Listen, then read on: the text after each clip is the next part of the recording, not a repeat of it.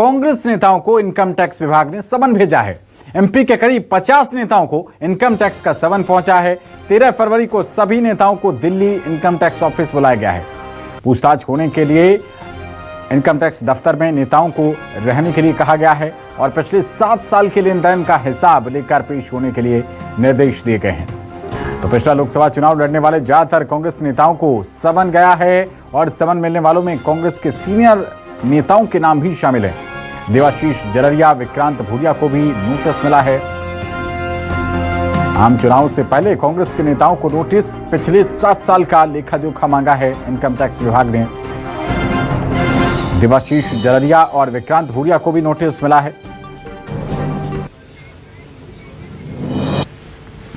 और वही income tax का समन मिलने के बाद कांग्रेस के नेता देवाशीष जररिया का बयान सामने आया है। उन्होंने क्या कुछ कहा है, आइए आपको सुनाते हैं। मुझे 13 तारीख को शाम को 5 बजे दिल्ली में हाजिर होने के लिए बुलाया है। जिस तरीके से मोदी सरकार ईडी, सीबीआई, आईटी का इस्तेमाल करके विपक्ष को दबाने का काम कर रही है, यह छोटे बड़े नेताओं को नहीं देख रही है। जब जो भी विपक्ष का कार्यकर्ता इनके खिलाफ संघर्ष कर रहा है, उसको दबाने का एक काम कर रहे हैं। इस बार लोकसभा के चुनाव नजदीक आ गए हैं और संभावित प्रत्याशियों की सूची में मेरा भिंडतिया से नाम है। ऐसे में मुझे परेशान करने के लिए इस तरीके का समन दिया गया है।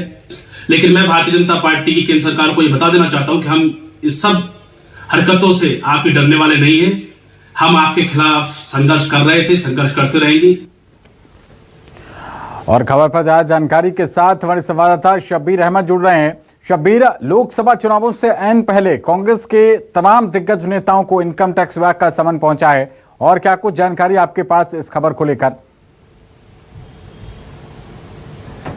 बिल्कुल पवन, बात की जाए तो 2024 लोकसभा चुनाव से पहले कांग्रेस के करीब 50 नेताओं को आईटी का ये नोटिस दिया गया, समन दिया गया और कहा गया है कि आप 13 तारीख और अलग अलग तारीख दी गई है। पवन, ऐसा नहीं है कि तमाम नेताओं को एक ही दिन बुलाया गया। जैसे देवाशीष जररिया के बारे में बात करें तो उनको 13 तारीख को शाम को 5 बजे बुलाया गया है। इसके अलावा 21 तारीख को यूथ कांग्रेस के जो प्रदेश अध्यक्ष है विक्रांत भूरिया, जो विधायक भी हैं झाबुआ से, उनको 21 तारीख को बुलाया गया। उनको दोपहर 12 बजे पेश होना होगा। और इसके साथ साथ तो जो नोटिस दिया गया हम उसके ऊपर नजर दौड़ाएंगे तो उसके अंदर पवन ये लिखा गया है कि आपको पूरे 7 साल का वित्तीय ब्यौरा देना होगा कि क्या कुछ आपकी तरफ से ट्रांजैक्शन किए गए, क्या खरीदी की गई, क्या बिक्री की गई, पूरी जानकारी आपको लेकर, सारे दस्तावेज लेकर आपको आईटी विभाग के दफ्तर दिल्ली दफ्तर पर पहुंचना होगा। आप हमारे साथ वापस लौटेंगे। इसी बीच हमारे साथ कांग्रेस नेता देवाशीष जररिया जुड़ रहे हैं। बहुत स्वागत है देवाशीष जी आपका न्यूज़ 24 पर।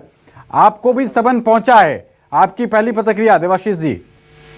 देखिए, मैं तो हतप्रभ हूँ। मैं 2019 में लोकसभा का चुनाव लड़ा था। 5 साल गुजर गए, आज तक मुझे इस केस के बारे में क्या मामला है आज तक कभी कोई जानकारी नहीं।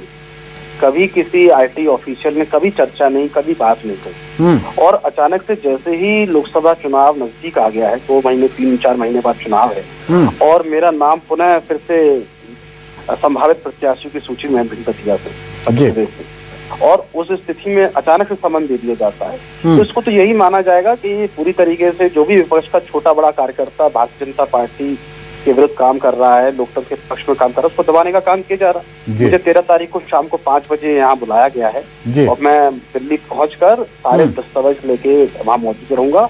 और इस तरीके से हम लोग को प्रताड़ित करने के लिए मैं अनुसूचित जाति से आता हूँ, मैं ऐसे अधिकारियों के विरुद्ध अपने क्षेत्र पहुंचकर एफआईआर दर्ज कराऊंगा। बिल्कुल। इसी बीच हमारे साथ पंकज चतुर्वेदी, भारतीय जनता पार्टी के प्रवक्ता भी जुड़ गए हैं। बहुत स्वागत है पंकज जी आपका भी न्यूज़ 24 पर।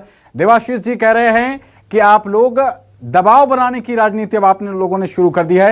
विपक्ष के किसी भी नेता को आप इस तरीके से चुनाव नहीं लड़ना देना चाहते, अपना मैदान साफ रखना चाहते हैं क्या पंकज जी? देखिए पवन जी, जिस पार्टी का कांग्रेस का राजनीतिक प्रभाव, उसके कार्यकर्ताओं का राजनीतिक प्रभाव शून्य हो गया, वो दबाव की बात करके बहाना तलाशे। मुझे ऐसा लगता है कि श्रेष्ठ ये होगा कि यदि कोई भी वैधानिक संस्था यदि किसी विषय पर आपको कोई नोटिस जारी करती है, तो एक अच्छे भारतीय नागरिक के नाते हम सबको नैतिक रूप से और वैधानिक रूप से उसका उत्तर देना चाहिए, बजाय क्रोध करने के और दर्शाने के, ये हताशा निराशा का परिचय है। भाई कुछ गलत नहीं किया है तो पत्र प्रस्तुत करने क्या दिक्कत की बात है, हम सब सम्मान करते हैं। अगर आपको आयकर विभाग का नोटिस है तो जाइए दस्तावेज के साथ तो प्रस्तुत करिए दस्तावेज। आयकर विभाग को अधिकार है ना पूछने का। भाई कोई काम ऐसा जो अवैधानिक हो रहा हो, गैर कानूनी हो रहा हो, अनैतिक हो रहा हो, ऐसा तो नहीं है। यदि आप लेकिन पंकज जी टाइमिंग को लेकर सवाल खड़े हो रहे हैं, क्योंकि चुनाव में बहुत ज्यादा वक्त बचा नहीं है। ऐसे में अगर तमाम नेता इस कानूनी पेचीदगियों में फंस जाएंगे तो अपने चुनाव की तैयारी कैसे करेंगे? आपको तो खुला मैदान मिल जाएगा। पवन जी टाइमिंग नहीं है, ये कांग्रेस की राइमिंग है, विलाप की एक राइमिंग बना ली है कि रो गाओ, अपने आप को दुखी बताओ, हैरान परेशान बताओ, सिंपैथी अर्ज करो। ठीक है, जवाब ले लेते हैं। देवाशीष जी, क्या विक्टिम कार्ड खेल रहे हैं जैसा पंकज जी कह रहे हैं? और अगर कोई दिक्कत नहीं है, किसी भी तरीके का कोई भी गड़बड़ी नहीं की गई है, तो हिसाब देने में आखिर क्या दिक्कत? देखिए पहली बात तो मैं ये बता देना चाहता हूँ कि ये नोटिस नहीं है, समन किया गया है। आईटी एक्ट की धारा 131 की तरह समन किया गया है, बुलाया गया है। नोटिस हम तो मैं पुनः बता रहा हूँ कि मुझे समन मिला है और मुझे जानकारी तक नहीं है कि किस मामले में। आज तक कोई केस का कौन सा केस है, किसी भी आईटी ऑफिशियल द्वारा ये सूचना दी गई कि आपको इस केस के तहत बुलाया जा रहा है, मेरे सीए के पास नोटिस पहुंचा दिया जाता है और सीधे। तो ये तानाशाही नहीं है क्या? बिल्कुल तानाशाही है। और कोई भी बच्चा ही बता देगा कि अगर पुराना केस है तो आज तक क्यों रुके रहे?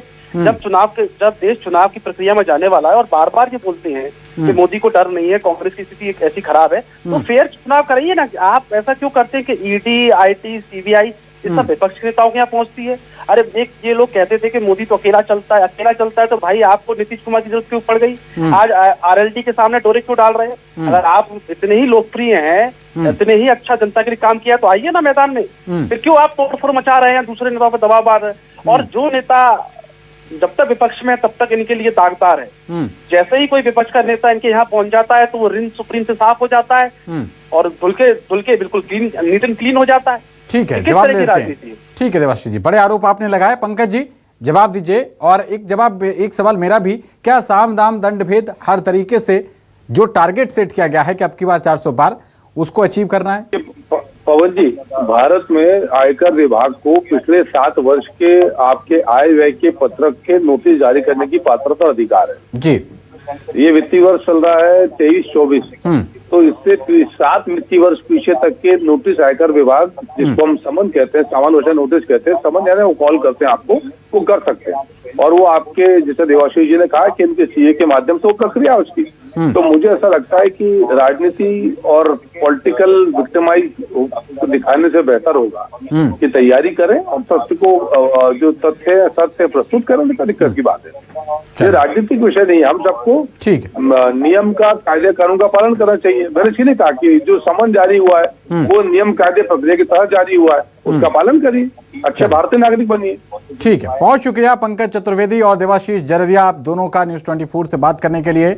तो दोनों ही नेता अपनी अपनी दलीलें पेश कर रहे हैं। वापस लौटते हैं, हमारे संवाददाता शब्बीर अहमद लगातार हमारे साथ बने हुए हैं। शब्बीर जी, सुना होगा आपने, दोनों ही नेता अपने अपने मुफीद जो भी उनके स्टैंड हैं उसके अनुसार बात कर रहे हैं। आप ग्राउंड पर रहते हैं, रिपोर्टिंग करते हैं, आम जनता के बीच इस नोटिस और समन के बाद किस तरीके का माहौल है? देखिए पवन, 3 चीजें इस पूरे मामले के अंदर जिसके ऊपर हम देखेंगे कि कल जब विधानसभा का सत्र रहेगा उसमें भी सियासत गर्माती भी नजर आएगी। और उसकी वजह यह है कि जो समन जारी किया गया है तमाम नेताओं को, उसके अंदर देखेंगे मामला नहीं बताया गया कि किस मामले में यह समन जारी किया गया। उसके अंदर लिखा हुआ है इंडियन नेशनल कांग्रेस, और इसी का जिक्र बार बार देवाशीष भी कर रहे हैं कि आखिर मामला क्या है। हमें पहले नोटिस भी जारी नहीं किया गया, सीधे समन कर दिया गया। एक चीज ये, दूसरी चीज इसके अंदर ये चीजें निकलकर सामने आ रही है कि 2019 में जो कांग्रेस के प्रत्याशी थे अधिकतर उनको ही ये समन जारी किया गया है। और इसके साथ साथ एक चीज और है जो सबसे महत्वपूर्ण है, जिसको लेकर विपक्ष सवाल उठा रहा है कि 2019 के जब लोकसभा चुनाव थे, मध्य प्रदेश पूरे देश में थे, तो मध्य प्रदेश में उस वक्त भी आईटी की तरफ से छापा पड़ा था। और ये कह सकते हैं कि बड़ी बेनामी संपत्ति, कांग्रेस के जो करीबी लोग थे, नेता थे, उनके घर पे छापेमार कार्रवाई की गई थी और बेनामी संपत्ति का खुलासा हुआ था। और अब 2024 लोकसभा चुनाव के पहले इस तरीके का समन हम देखेंगे कि इसको लेकर मध्य प्रदेश में नॉन स्टॉप सियासत होती हुई नजर आएगी और ये पहला मामला होगा 2024 या 2023 विधानसभा चुनाव के बाद बात की जाए। हमने छत्तीसगढ़ में तो देखा वहां पर ईडी की रेड पड़ती हुई नजर आई, लेकिन मध्य प्रदेश में आशंका जताई गई थी कांग्रेस के बड़े नेताओं की तरफ से कि ईडी और आईटी की रेड पड़ सकती है, लेकिन विधानसभा चुनाव में तो नहीं, लेकिन आईटी की एंट्री हो चुकी है लोकसभा चुनाव से पहले और अब समन जारी किया गया। अब देखना होगा क्या जो चीजें निकलकर सामने आई है, क्योंकि जो समन जारी किया गया है पवन, उसके अंदर साफ तौर पर यह लिखा हुआ है कि हमें 5 बजे आप प्रस्तुत हैं और उसके बाद जब जाना होगा तो अधिकारियों से पूछकर जब तक इजाजत नहीं मिलेगी तब तक, जब तक आपकी पूछताछ पूरी नहीं होगी, आप वापस दफ्तर से वापस नहीं जा सकते। अब देखना होगा क्या कुछ गिरफ्तारी होती कांग्रेस के कई नेताओं की या फिर पूछताछ के बाद सभी को छोड़ दिया जाएगा। बिल्कुल, कांग्रेस नेताओं को इनकम टैक्स विभाग ने समन भेजा है। एमपी के करीब 50 नेताओं को इनकम टैक्स का समन पहुंचा है। 13 फरवरी को सभी नेताओं को दिल्ली इनकम टैक्स ऑफिस बुलाया गया है।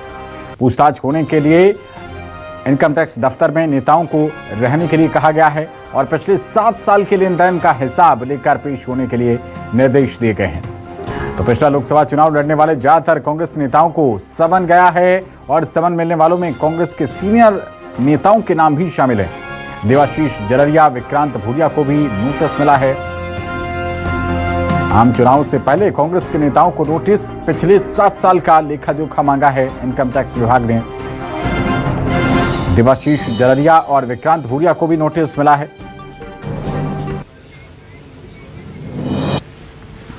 और वह इनकम टैक्स का समन मिलने के बाद कांग्रेस के नेता देवाशीष जररिया का बयान सामने आया है। उन्होंने क्या कुछ कहा है, आइए आपको सुनाते हैं। मुझे 13 तारीख को शाम को 5 बजे दिल्ली में हाजिर होने के लिए बुलाया है। जिस तरीके से मोदी सरकार ईडी, सीबीआई, आईटी का इस्तेमाल करके विपक्ष को दबाने का काम कर रही है, यह छोटे बड़े नेताओं को नहीं देख रही है। जब जो भी विपक्ष का कार्यकर्ता इनके खिलाफ संघर्ष कर रहा है उसको दबाने का एक काम कर रहे हैं। इस बार लोकसभा के चुनाव नजदीक आ गए हैं और संभावित प्रत्याशियों की सूची में मेरा भिंड दतिया से नाम है। ऐसे में मुझे परेशान करने के लिए इस तरीके का समन दिया गया है, लेकिन मैं भारतीय जनता पार्टी की केंद्र सरकार को यह बता देना चाहता हूं कि हम इस सब हरकतों से आपके डरने वाले नहीं हैं। हम आपके खिलाफ संघर्ष कर रहे थे, संघर्ष करते रहेंगे। और खबर पर ज्यादा जानकारी के साथ हमारे संवाददाता शब्बीर अहमद जुड़ रहे हैं। शब्बीर, लोकसभा चुनावों से ऐन पहले कांग्रेस के तमाम दिग्गज नेताओं को इनकम टैक्स विभाग का समन पहुंचा है, और क्या कुछ जानकारी आपके पास इस खबर को लेकर? बिल्कुल पवन, बात की जाए तो 2024 लोकसभा चुनाव से पहले कांग्रेस के करीब 50 नेताओं को आईटी का ये नोटिस दिया गया, समन दिया गया और कहा गया है कि आप 13 तारीख और अलग अलग तारीख दी गई है। पवन, ऐसा नहीं है कि तमाम नेताओं को एक ही दिन बुलाया गया। जैसे देवाशीष जररिया के बारे में बात करें तो उनको 13 तारीख को शाम को 5 बजे बुलाया गया है। इसके अलावा 21 तारीख को यूथ कांग्रेस के जो प्रदेश अध्यक्ष है विक्रांत भूरिया, जो विधायक भी हैं झाबुआ से, उनको 21 तारीख को बुलाया गया। उनको दोपहर 12 बजे पेश होना होगा। और इसके साथ साथ जो नोटिस दिया गया हम उसके ऊपर नजर दौड़ाएंगे तो उसके अंदर पवन ये लिखा गया है कि आपको पूरे 7 साल का वित्तीय ब्यौरा देना होगा कि क्या कुछ आपकी तरफ से ट्रांजैक्शन किए गए, क्या खरीदी की गई, क्या बिक्री की गई, पूरी जानकारी आपको लेकर, सारे दस्तावेज लेकर आपको आईटी विभाग के दफ्तर दिल्ली दफ्तर पर पहुंचना होगा। आप हमारे साथ वापस लौटेंगे। इसी बीच हमारे साथ कांग्रेस नेता देवाशीष जररिया जुड़ रहे हैं। बहुत स्वागत है देवाशीष जी आपका न्यूज़ 24 पर। आपको भी समन पहुंचा है, आपकी पहली प्रतिक्रिया देवाशीष जी? देखिए, मैं तो हतप्रभ हूँ। मैं 2019 में लोकसभा का चुनाव लड़ा था। 5 साल गुजर गए, आज तक मुझे इस केस के बारे में क्या मामला है आज तक कभी कोई जानकारी नहीं। कभी किसी आईटी ऑफिशियल ने कभी चर्चा नहीं, कभी बात नहीं करी। और अचानक से जैसे ही लोकसभा चुनाव नजदीक आ गया है, 2 महीने 3-4 महीने बाद चुनाव है, और मेरा नाम पुनः फिर से संभावित प्रत्याशियों की सूची में भिंड दतिया से, और उस स्थिति में अचानक से समन दे दिया जाता है, तो इसको तो यही माना जाएगा कि पूरी तरीके से जो भी विपक्ष का छोटा बड़ा कार्यकर्ता भारतीय जनता पार्टी के विरुद्ध काम कर रहा है, लोकतंत्र के पक्ष में काम कर रहा है, उसको दबाने का काम किया जा रहा है। मुझे 13 तारीख को शाम को 5 बजे यहाँ बुलाया गया है और मैं दिल्ली पहुंचकर सारे दस्तावेज लेके वहाँ मौजूद रहूंगा और इस तरीके से हम लोग को प्रताड़ित करने के लिए मैं अनुसूचित जाति से आता हूँ।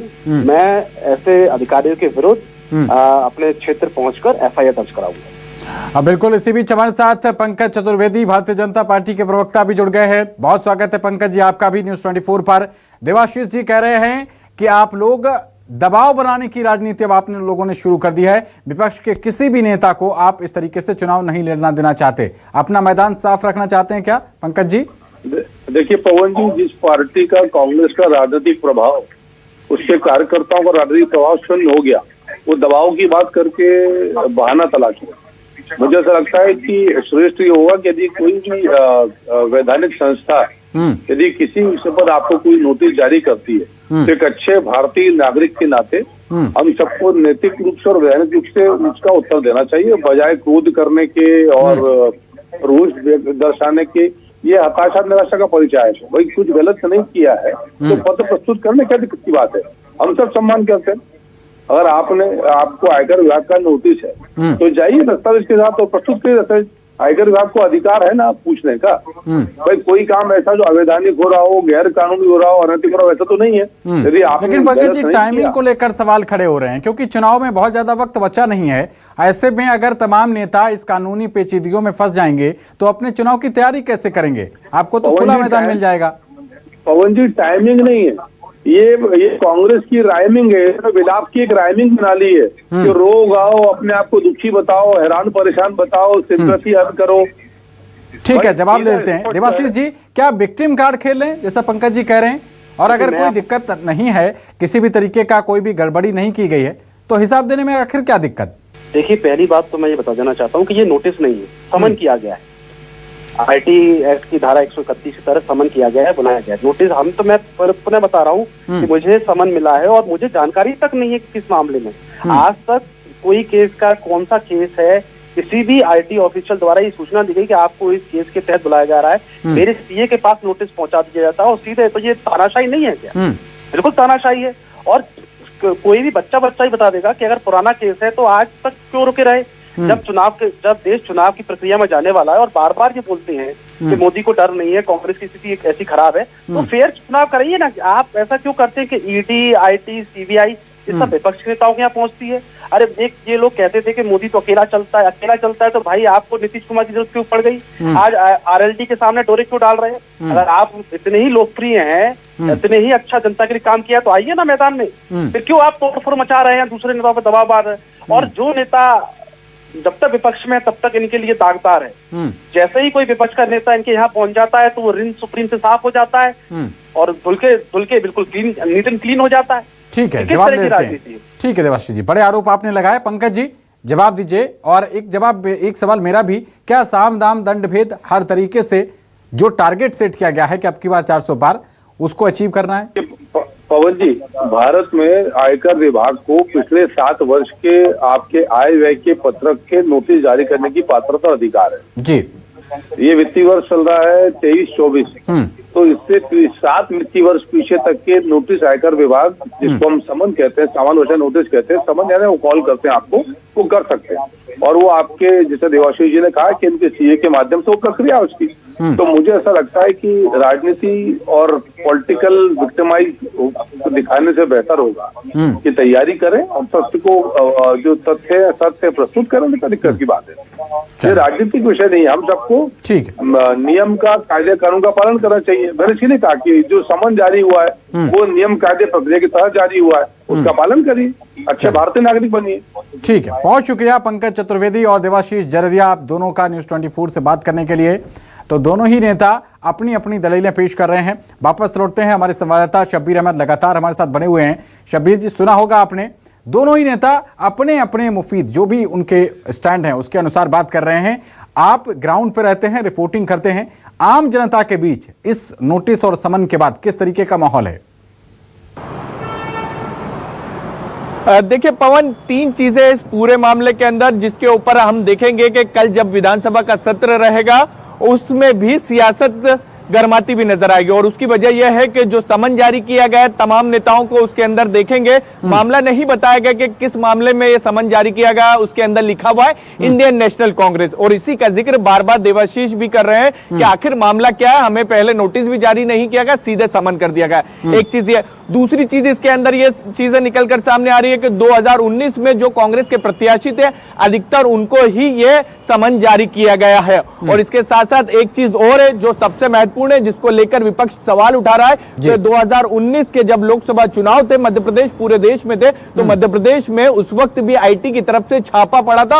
और ये कह सकते हैं कि बड़ी बेनामी संपत्ति कांग्रेस के जो करीबी लोग थे, नेता थे, उनके घर पे छापामार कार्रवाई की गई थी और बेनामी संपत्ति का खुलासा हुआ था। और अब 2024 लोकसभा चुनाव के पहले इस तरीके का समन हम देखेंगे कि इसको लेकर मध्य प्रदेश में नॉन स्टॉप सियासत होती हुई नजर आएगी। और यह पहला मामला होगा 2024 या 2023 विधानसभा चुनाव के बाद बात की जाए। हमने छत्तीसगढ़ में तो देखा, वहां पर ईडी की रेड पड़ती हुई नजर आई, लेकिन मध्य प्रदेश में आशंका जताई गई थी कांग्रेस के बड़े नेताओं की तरफ से कि ईडी और आईटी की रेड पड़ सकती है, लेकिन विधानसभा चुनाव में तो नहीं। लेकिन आईटी की एंट्री हो चुकी है लोकसभा चुनाव से पहले और अब समन जारी किया गया। अब देखना होगा क्या जो चीजें निकलकर सामने आई है, क्योंकि जो समन जारी किया गया है पवन, उसके अंदर साफ तौर पर यह लिखा हुआ है कि हमें 5 बजे आप प्रस्तुत हैं और उसके बाद जब जाना होगा तो अधिकारियों से पूछकर, जब तक इजाजत नहीं मिलेगी तब तक, जब तक आपकी पूछताछ पूरी नहीं होगी, आप वापस दफ्तर से वापस नहीं जा सकते। अब देखना होगा क्या कुछ गिरफ्तारी होती कांग्रेस के कई नेताओं की या फिर पूछताछ के बाद सभी को छोड़ दिया जाएगा। बिल्कुल।